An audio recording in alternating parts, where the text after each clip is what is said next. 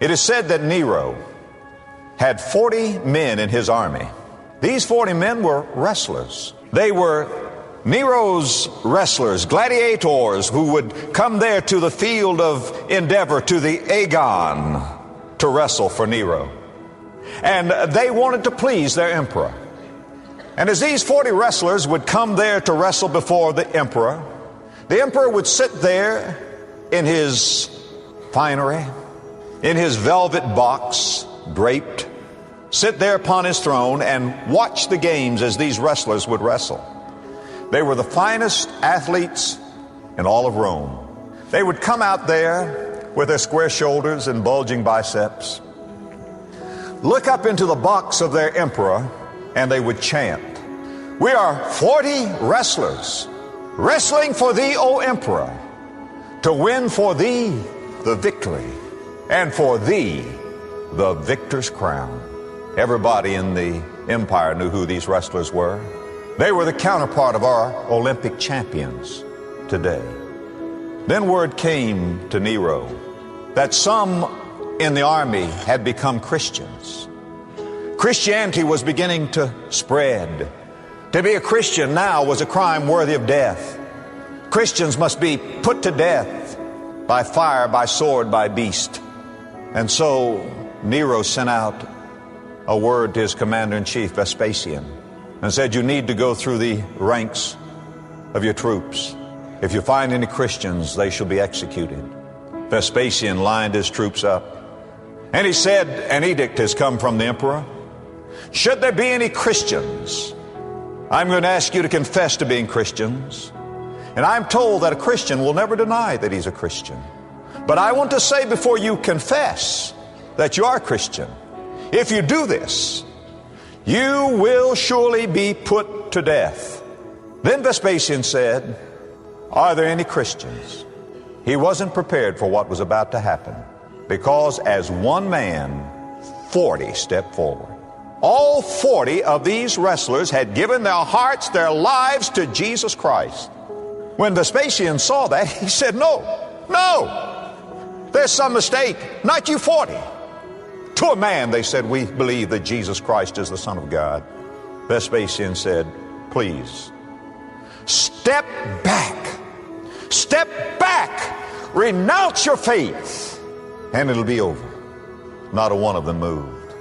Vespasian said, "I cannot put you to death with the sword. I believe you've not thought it through. Surely you'll renounce your faith." He said, "I have a plan." It was in the middle of winter.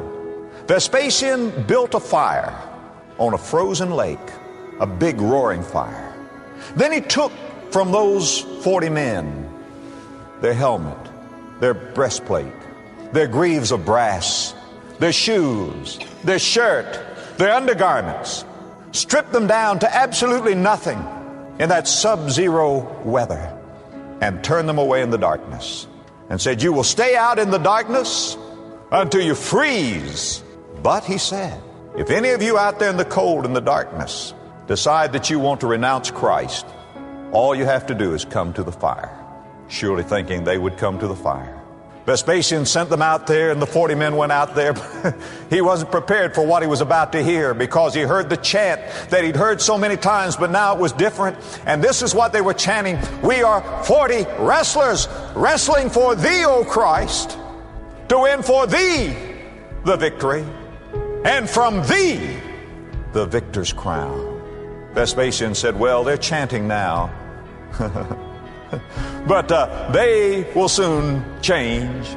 But on through the night, as the cold grew deeper, they heard this chant: 40 wrestlers wrestling for thee, O Christ, 40 wrestlers wrestling for thee, O Christ, to win for thee the victory, and from thee the victor's crown. It grew weaker and weaker and weaker. They were being numbed by the cold.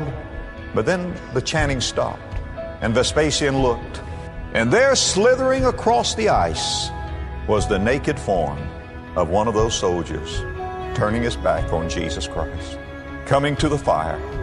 Vespasian said, "Ha! Here he comes! The rest will soon follow. I knew it! I know men.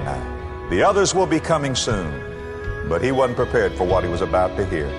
He listened, and he heard in the darkness, 39 wrestlers wrestling for thee, O Christ, to win for thee the victory, and from thee the victor's crown. When Vespasian heard that, and he looked at the miserable form before him slithering on the ice, according to the story, the way I heard it, Vespasian took from his head his helmet, took from his chest his armor, took from his back his shirt, from his feet his shoes, and ran toward the 39, saying, 40 wrestlers wrestling for thee, O Christ, to win for thee the victory, and from thee the victor's crown.